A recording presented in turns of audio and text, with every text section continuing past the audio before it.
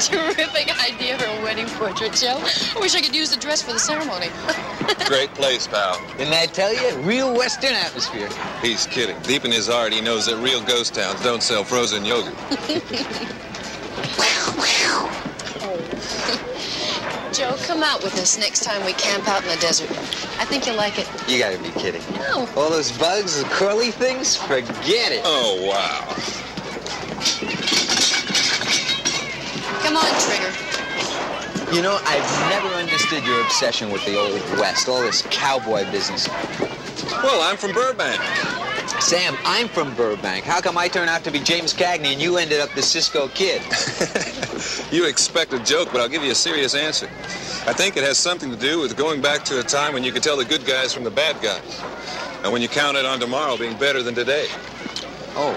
Don't believe a word of it. He thinks Western shirts makes his shoulders look bigger. Oh, yeah? Ooh. Oh, will you cut that? Hey, here comes the bus! Get out!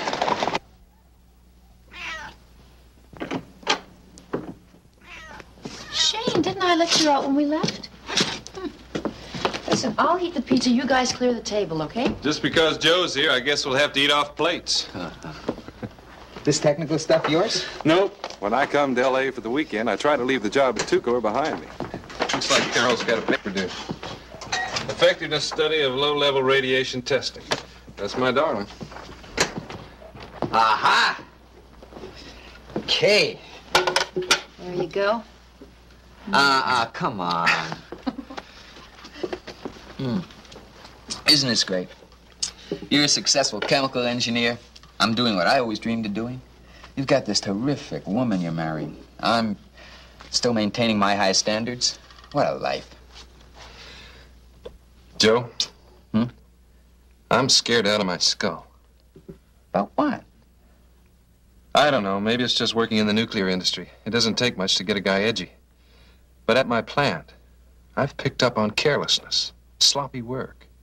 It's not safe there. Well, it's pretty scary, all right. That's not the only thing that scares me. See, they've got me pegged as a troublemaker at Tucor. I can relate to that. I get the feeling they're keeping an eye on me. And they should, too. I am out to get the goods on them. Sam, I'm going to use a scientific term on you. What is it? Paranoid. A little harsh, pal, but maybe it applies. You just don't know. Were either of you guys in the kitchen earlier today? No. Okay, I think someone was. They went through the cupboards and the drawers. How do you know? I wish I didn't have to admit this, but I love my kitchen. I know every inch of it. And things aren't where they were. I mean, everything is tidy but out of place. Listen, I'm a very jumpy person right now. Don't aggravate. Now, take it easy. It's not enough to go on. Check my file drawer, will you? It's okay. It's locked. No, I was using it all morning on my paper. I left it open. Shane. What? The cat. That's right. I thought I left him out, but he was in when we got back. You did let him out, hon. He came back in with whoever was here.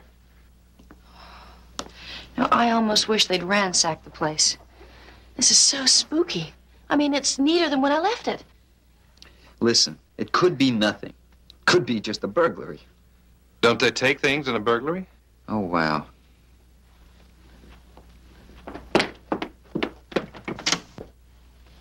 I know. But we have to do something. Maybe we should call the cops. For what, breaking and tidying? I'm talking about a chemical plant where radioactive liquids are leaking out of pipes and buckets are put down to keep the stuff off the floor. Open buckets. You got pictures of that? No, but I saw it. Do you realize how toxic that stuff is? A particle of plutonium the size of a speck of dust can cause lung cancer if you inhale it. Tell them about the boots. What's that? The crew has issued work clothes, which they're supposed to keep at the plant so they don't contaminate anything when they leave. Right. Well, part of the uniform is boots. And as a precaution, they mixed up some indelible yellow paint and painted the toes of the boots before they handed them out. So the guards will know if they try to wear the boots home. Well, isn't that kind of precaution common in the nuclear industry? It's good they're cautious. I'm saying they're not cautious enough. You see, the crew really likes those boots. and they're a hassle to change. So they fooled around with some solvent and took the yellow paint off. Oh, Those boots are tracking stuff all over the town. like radiation. Sometimes. See, you set up safeguards, but somehow there always seems to be a way around them. You've heard about Murphy's Law. Anything that can go wrong will? That's it. Well, Murphy's Law is kind of the watchword for the nuclear industry, too. But even with so much caution, incidents happen all the time. Listen, Sam, I can tell you know what you're talking about. Still, you seem kind of hostile toward your industry. No, I'm not. Just the abuses. Lou, ever since they had me read Our Buddy the Atom in 4th grade, I've been studying nuclear power. I'm committed to it. But then why? Because if we don't do it 100% right, it's not going to be worth it. I'm an optimist. I think if we can figure out how to split the atom, we can also figure out how to protect ourselves from it. What about the government? You gone to them for help? Sure, I have. But the only person who'll answer my phone calls is Bob Phelps, a congressman from a district around here. If the Trib is interested, I'd sure like you guys to have it. Maybe if it's in the press, we can get some action.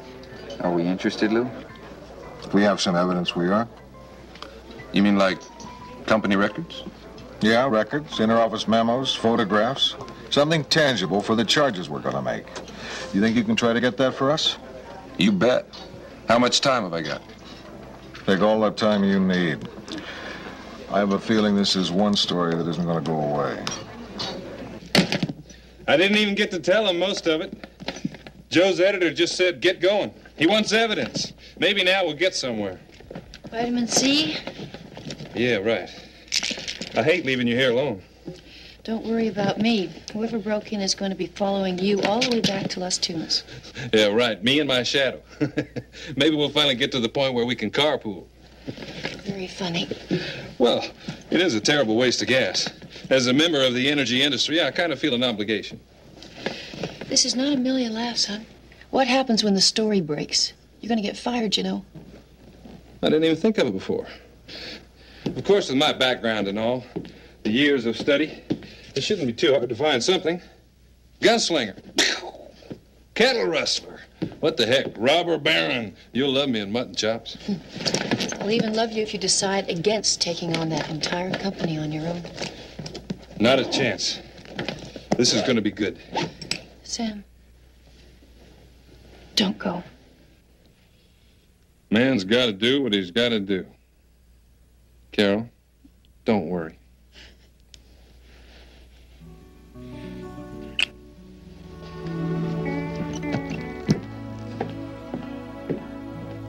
Sam, hat.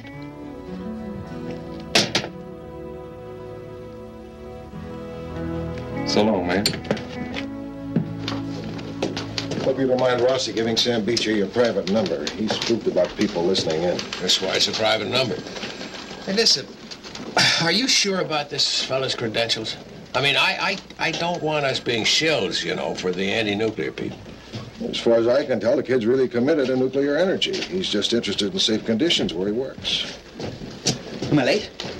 No, nothing yet. A stupid librarian couldn't find the file on plutonium.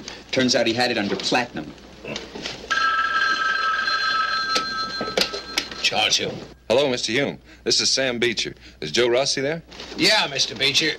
Listen, I'm going to put you on conference call. Both Lou Grant and Rossi are here. We're on. Hi, Sam. What you got? Hey, Joe. Listen, this is bigger than I thought. Can you come out here to see me? Las Tunas? Sure. No. I'm in a little town called Juanita. It's just inside the California state line. I'm staying at the Juanita Motel on Highway 9. How soon can you make it? 7 tonight? Swell. Hey, Carol was going to come up for the weekend. Can she come along with you? Sure, I'll swing by and pick her up. Thanks. Lou, you still there? Yeah, Sam, what is it? I've got what you asked for. Records, photographs, the works. Terrific. Now relax, Rossi's on his way. Well, that's what I intend to do. As soon as I settle in, I'm going to buy myself a beer and send the Trib the bill. We'll even cover you for a pickled egg. Okay. See you at 7, Joe. Right, pal. Sounds promising. Here we go.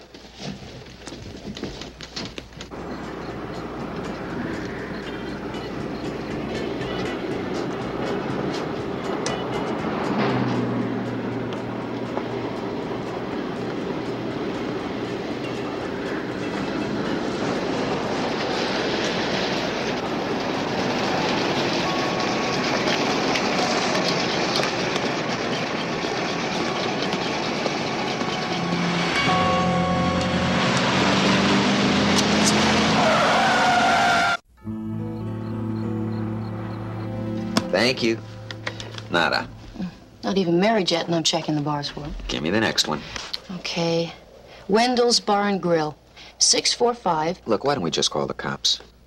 Cops? Why? What could happen in a town this size? Well, you know, Sam, maybe you had to shoot it out with a local hired gun. Well, I guess it couldn't hurt to call. I'm gonna make some coffee. You want some? Sure.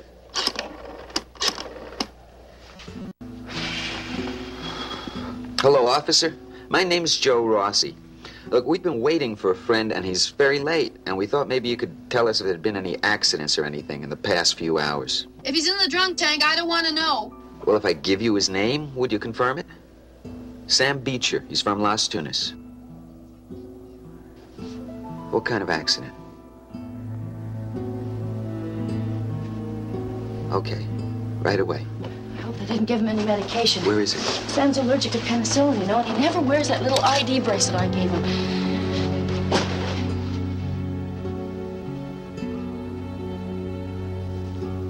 Oh, my God, no. What do you mean you're not gonna hold the guy? He killed my best friend. Did you people test him? Did you bother to find out if he'd been drinking? Yes, we did. He hadn't. According to some people in the bar, Mr. Beecher had. Now, I'm not saying he was intoxicated, but it's quite possible his reflexes were slowed by alcohol. I can't believe this. You're talking like he had it coming. Mr. Rossi, I'm sorry. I wish it hadn't happened. But the facts are that Mr. Rindell was driving within the prescribed speed limits. He had not been drinking. Now, your friend had. He crossed the street in the middle of the block. Now, from our point of view, it was an accident. We don't intend to charge a driver. What if it wasn't an accident? What do you mean by that? This man was bringing me some information, all right? Some very damaging information. This wasn't just some local Yahoo jaywalking. Mr. Rindell was just passing through town on his way from Ohio to L.A. Where in Ohio? Sandusky. Sandusky. Joe, just let it be. Now, I want Sheriff Turner to be aware he may have a murderer in custody. Is that the man? Yes, ma'am. Excuse me. Mr. Rindell, I don't think we'll need you anymore tonight. Officer Griffin will take you to a motel. You rest up for a few days. Did the doctor give you something to help you sleep? Yes, sir. I hope they work. I just called my wife. She's coming out from Los Angeles to get me. I was supposed to meet her there. I don't think I'll ever drive again. I think.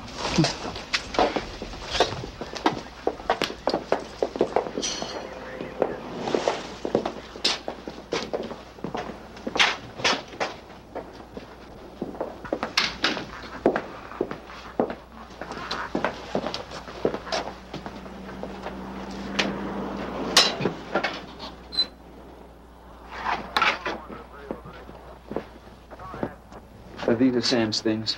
That's right. We're going to have him inventory. This is his fiancée. They ought to go to her. Well, did he have any immediate family? No. I was going to be it. Oh. Well, listen, if you'd like to go through these things, it's all right, but I can't let you take anything just yet. Thanks.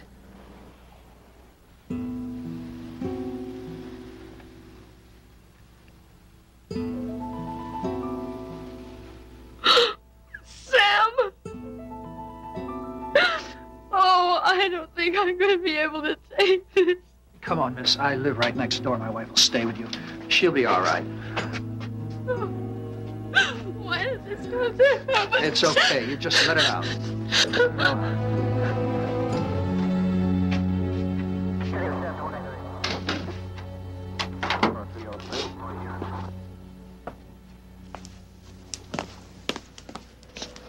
Excuse me.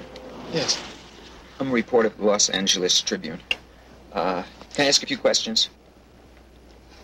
I'm a friend of the deceased. What can I do for you? Were there any papers or anything at the scene when you got there? A long white business envelope? Yeah, could be. Sure, I remember picking it up.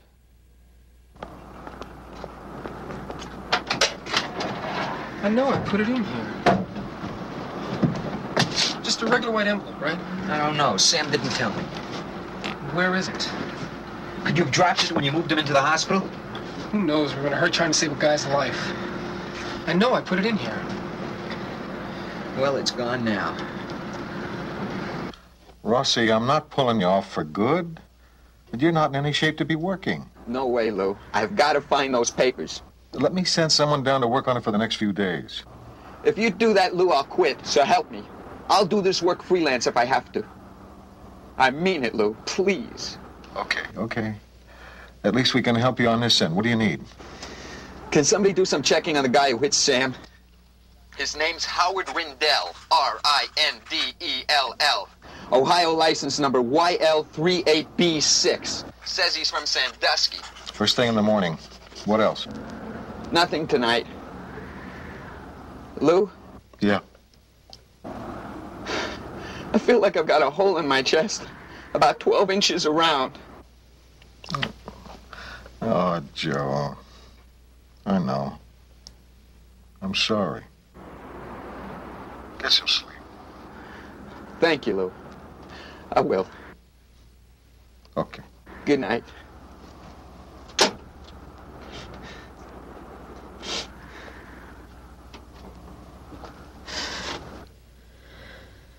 I don't know what I'm gonna do about a funeral.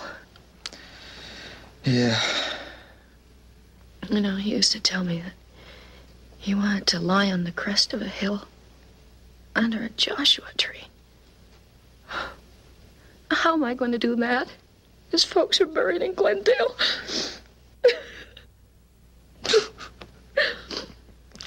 That sounds just like Sam. He liked to make it tough on us, didn't he? Always putting his friends to the test. You never let him down. I did. Lots of times. But never as bad as I did on this. I feel like it's my fault.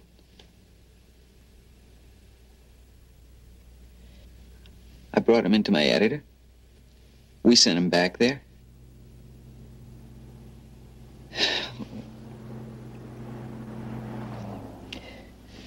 It'd be nice if you tell me it's not my fault. Of course it's not. You know, if it had been any other time, Sam would have taken the story somewhere else. Joe, you were a good friend to him. Oh, what am I doing? No, that's good. Don't fight it. You gotta get some sleep. Yeah. Come on.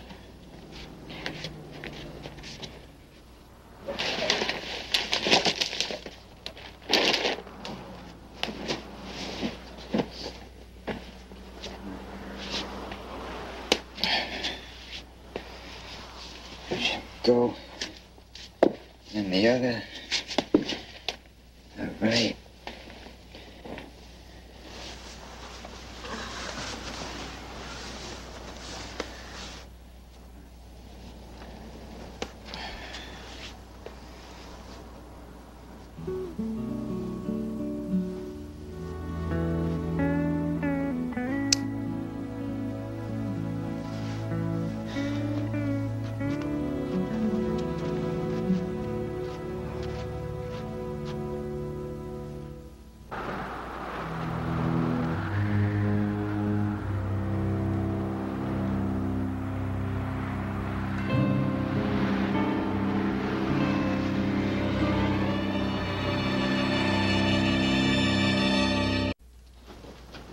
Are we finished here? Yep. Okie doke, that's it. Charlie, I'd like clarification on something. Sure. The story I hear Lou's doing on nuclear safety? What about it? Well, the plant you're investigating is Two-core. well, it's out of state, isn't it? And I hear you've got Rossi assigned to it? Looks to me like a national story. Las Tunas is hardly within the greater Los Angeles metropolitan area. And giving you the benefit of the doubt, Lou, it looks like you're on my turf. Listen, this started out as a very low percentage story. Rossi dug up the source, and I let him take a chance on it. We had no idea it was going to break into something this big. Oh, now that it has, I think my man should take over. He's been covering the Nuclear Regulatory Commission. He knows the background. And he's the one to run with it. No, he's not. We developed the story. We're doing the story. Come on, Lou. There's no reason for this to be a Metro story. Hey, a week ago, I couldn't have given you this idea gift-wrapped. Now Rossi's source is dead. There's a possibility it's murder, and suddenly you're talking about your turf. I'll tell you something, Jim. I sent Sam Beecher into a dangerous situation. Today he's lying in the morgue in some godforsaken desert town, and I'm feeling very responsible. I'd like to see somebody try to take that story away from me. That clarify things for you, Jim?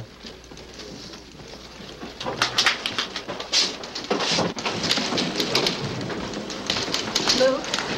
Yeah? I'm waiting for a call back on that guy Rendell. Should know something about him in a few minutes. And I talked to Congressman Phelps. Did he sound interested? He's so interested he's in your office.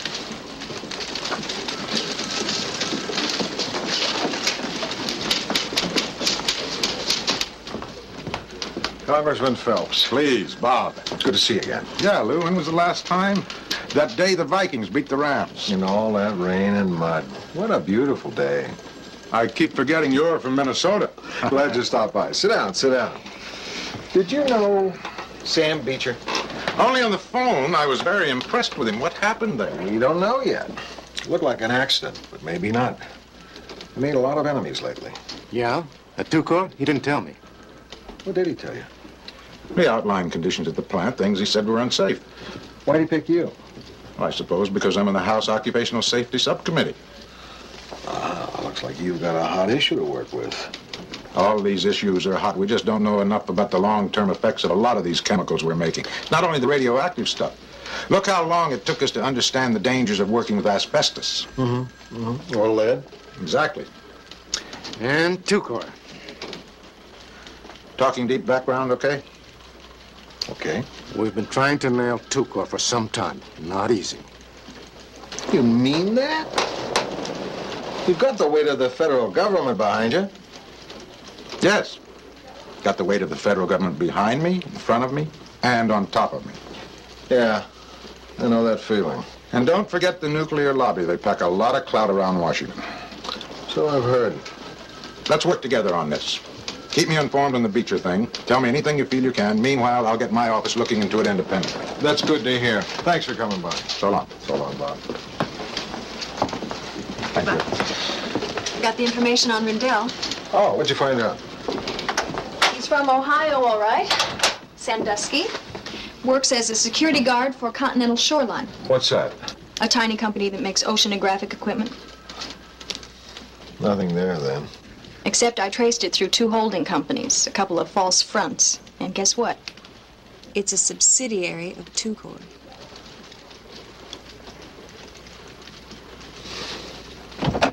Hi. We're still being watched. I saw the guy again just now. Forget about getting corned beef in this town. You're getting ham and cheese on white. Thanks, I'll take anything. Oh, someone's heading our way. He's coming to the door. What's he look like? Big, weird looking. What'll we do? If he wants a confrontation, I'll give him one. Keep out of the way. Hi, Rossi. Lou sent me down to get some shots. I know. Why didn't anybody tell me you were coming? We were scared stiff. Probably because Lou sent me here to look out for you, and he didn't want you saying no. Does me being here bum you out? Are you kidding? Animal, this is Carol. He's one of the photographers at the Trib. How'd he do? Carol's my friend Sam's fiancée. Oh, hey, I'm sorry. Listen, there's something else. Lou didn't want to give you this on the phone, just in case, but Billy found out something heavy. That guy that was driving the car, Rendell? Yeah? He's tied to Tucor. Oh, no. I was praying it was just an accident. Animal, you came at just the right time. There's some big, strong-armed jerk been watching Carol and me. I'm gonna find out what his game is right now. Keep an eye on me.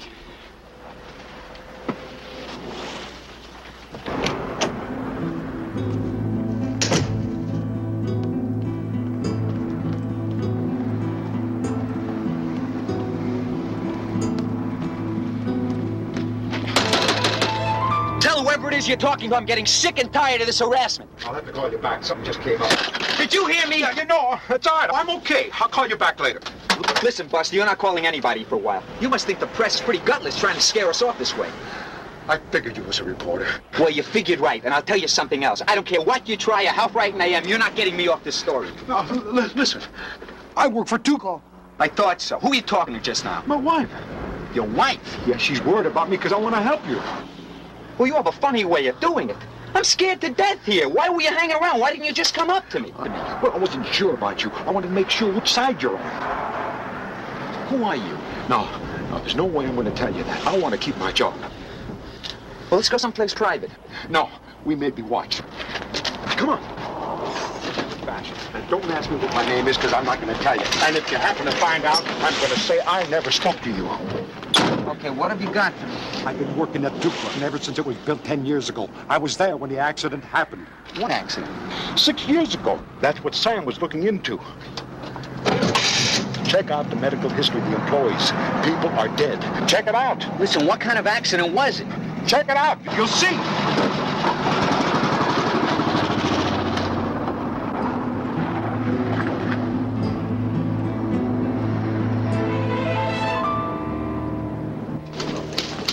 Guess what? Congressman Phelps has backed off on his investigation of Tucor. Where'd you hear that? His secretary phoned me just now. Apologized for not returning all my calls, but said that the Tucor business had been temporarily tabled in favor of more pressing matters. Like the celebrity tennis tournament he's refereeing. I just got some copy on it. Sounds like he's beating a hasty retreat. He seems so gung-ho. Wonder what happened to him. Somebody get to him? Don't make me guess, Billy. Find out.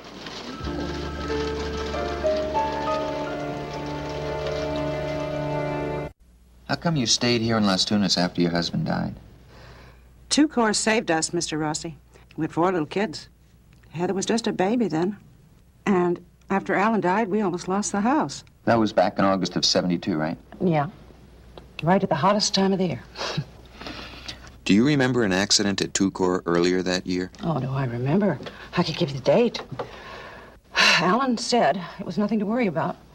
But when they come rushing into your house and strip the sheets off your bed and the clothes out of your closet, well, you don't forget something like that. They really did that? Took your sheets and all? Oh, yes. And no explanation. But Alan asked me to trust him, that it was just a false alarm, and we had not been contaminated. So I did. But it was never the same after. You married, you mean? Oh, everything. Alan just got more and more depressed. He was obsessed with the idea he had cancer, and he was going to doctors until he died. So he was right then. He got cancer. Oh, no. No, Alan shot himself. Suicide. Oh. That's why the insurance company wouldn't pay off our policy. But Alan's boss at Tucor, he said we'd be provided for, and he kept his promise. He said the company felt bad, seeing how much pressure Alan had been under, and I tell you, Mr. Rossi, I'm grateful to them for life. Where's Lou? He's down in composing. Rats. I'll leave him a note. But I would love to see his face when he reads this. I just learned why Congressman Phelps put a stop to the Tucor investigation. Found out his grandma had her family fortune tied up in the stock, right? No, better. Or worse. I just got word from a very disappointed member of his staff.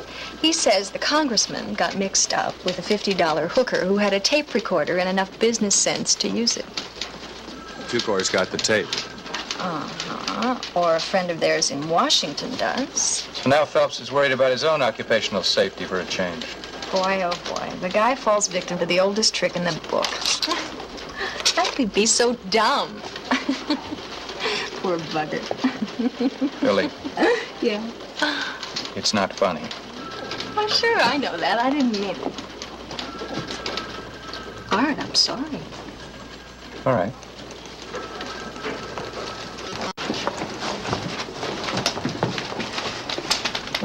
So? I'm sorry. I'm sorry.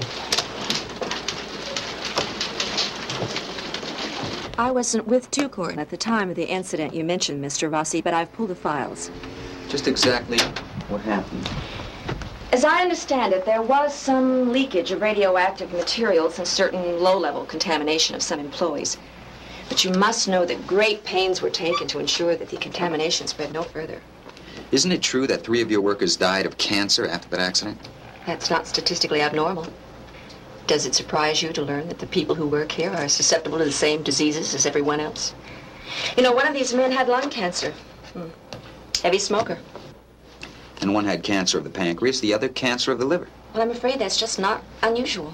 It would be if they were on the same crew when the accident happened. Perhaps. But we'll never be able to test your thesis. All of the workers rotate throughout the plant. How about injury to the temporary employees? The day workers? What about them? I understand you use high school boys and migrant workers for particularly hazardous jobs. Well, I don't accept your choice of the words particularly hazardous, but yes, we do hire boys for a day or two, if they're 18. And they can be subject to a year's worth of radiation in a single day, right? Is that why you try to find new people? That's generally right. Generally right? Where specifically am I not right? I don't want to be inaccurate. No, you're not inaccurate. Okay. These day workers, these kids, how many of them were involved in the 72 accident? I don't have any idea. We don't keep a medical file on the day workers. So there's no way to know what happened to them? As a doctor, don't you find that disturbing? I'm sorry, Mr. Rossi. It's just typical of the way things are done around here. The bureaucratic mess in this place would depress a postal worker. But you're supposed to be in charge of the medical records.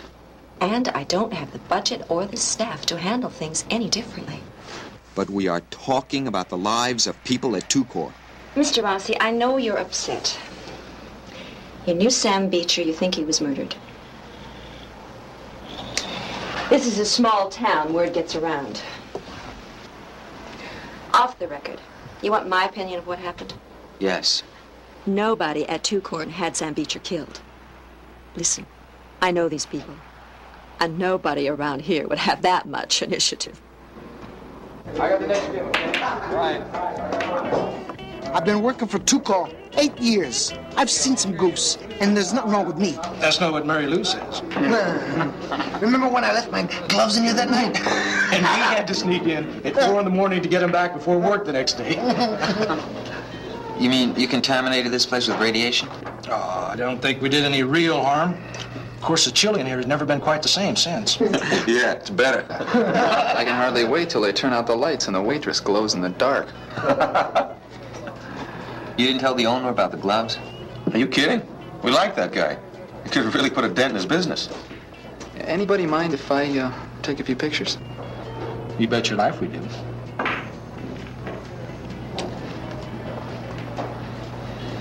What about the accident back in 72? What about it? Here was pretty bad, but nobody wants to talk about it. Why should we? You see, your average guy doesn't understand. He panics. We work around it every day. We know how to handle it. It doesn't bother us. But Two-Court, doesn't your employer have a duty to see you guys have a safe place to work? You know what this place was like before Two-Court came here? Just a pitiful little hellhole. When the interstate bypassed us, it looked like we were doomed. And suddenly this plant is built, and we got ourselves some action. Place to work, money to spend in bars like this one. And a pretty decent school system, thanks to the taxes that Two-Court pays. I got kids to think of. Don't you worry about them getting contaminated over a long period of time? No. I worry about keeping them fed. You know what really gets me? Disloyalty. Bite in the hand that feeds you. What are you talking about? I'm talking about people trying to destroy a company from within. He's talking about Sam Beecher. If you ask me, we're better off without him. Sam was trying to help you. I say anybody who comes into town tries to shut this place down, to stop our paychecks, he's asking for trouble.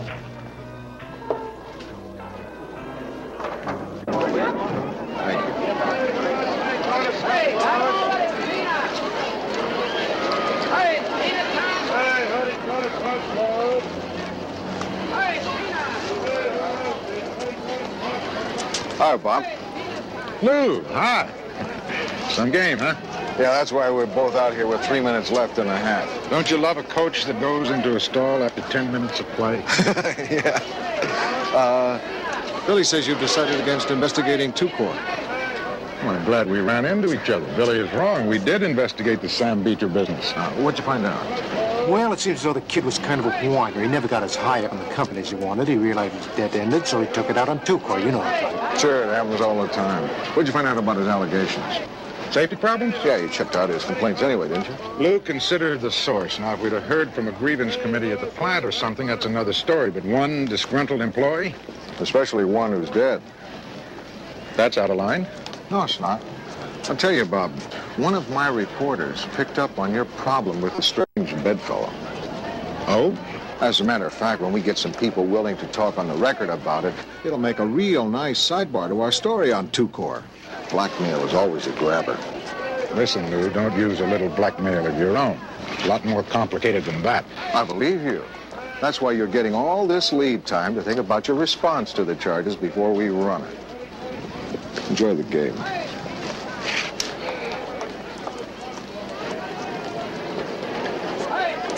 Nothing for me, thanks.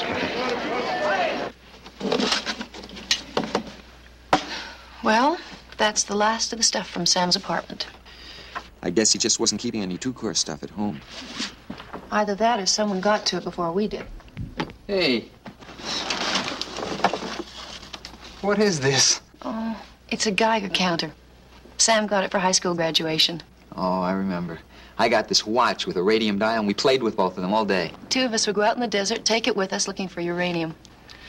Later on, Sam used it to check himself out. How does it work? Well, one of these things here is a switch. Somewhere here. Yeah, here.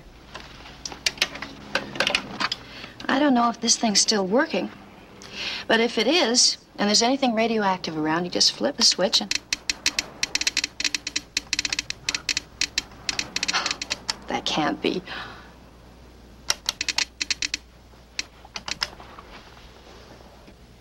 Rossi, you wearing that radium dial watch? No. Cal, can this be a mistake? Why is that doing that in here? I don't know.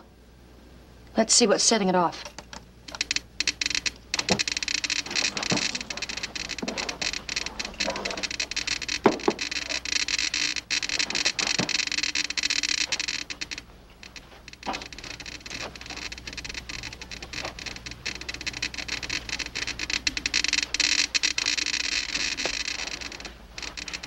No.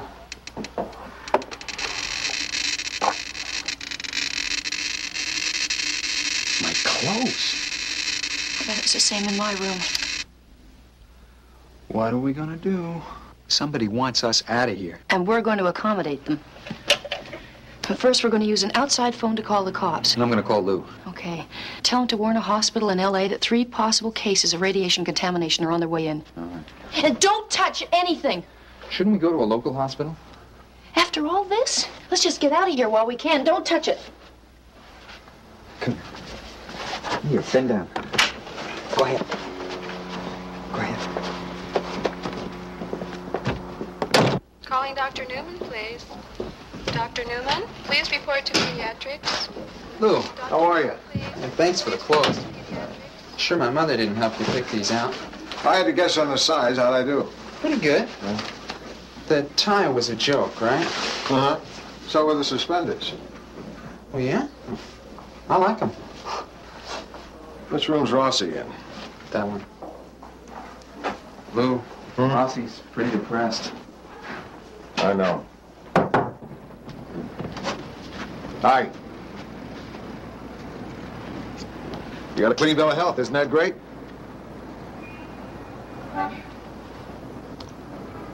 So what's the plan? You want me to drop you off at your place, or you want to go back to the paper? They chased us out of town, Lou. We're licked. No. Not entirely. The cops are looking into Sam's death. It's starting to look like the guy who was driving wasn't acting alone. Billy found out his wife opened a new bank account a week after the accident. They'll get him. Sure, he'll take the fall. Don't be so sure. Rendell probably thought manslaughter was the worst charge they could pin on him. If that becomes murder, he might decide to talk. But what about the story, Lou? We're back where we were the day Sam came to the office with accusations and no evidence. Hi, Lou. Hi. Thanks for the clothes. You got good taste. I raised 3 daughters. I'm gonna go now, Joe. Try and get back into the old routine. These past few weeks have really... You know, you should try and do the same, hmm? Get back to the office, see some familiar faces.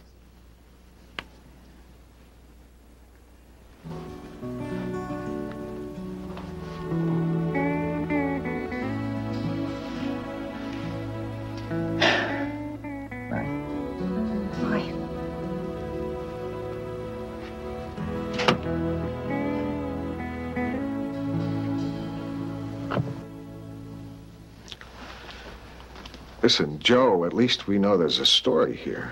We just have to wait for something to break. What if it doesn't? I've seen it, Lou. The town that won't talk. People bought off, harassment. People who'd risk their family's health rather than lose their jobs. We gotta tell that story. Not without substantiation. No. Come on. Let me take you back to work.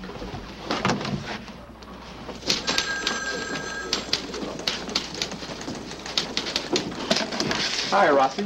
Hi, Ivan. I've been saving your mail for you. Thanks. Thanks. Howdy, stranger. Hi, Donovan. Welcome back. Gang put me in charge of the welcoming committee. Okay, but I hate these big deals. Just let's get it over with. We already did. Hi, Rossi. You're looking pretty good. I'm sorry about your friend. Thanks, Billy.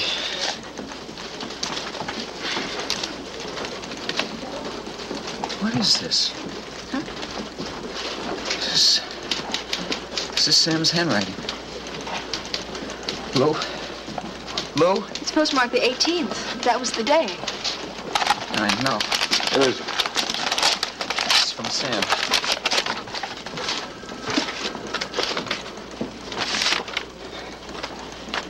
Dear Joe, remember Murphy's Law? Well, just in case one of us screws up, I made a protection copy of everything I gathered from the plant. Getting cautious in my old age. Even you can't deny that this makes for one hell of a story. You're welcome, Sam.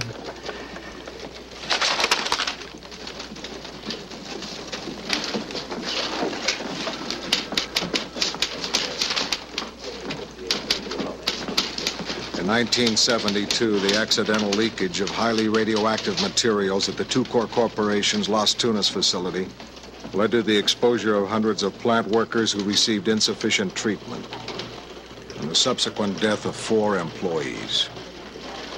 5, Lou.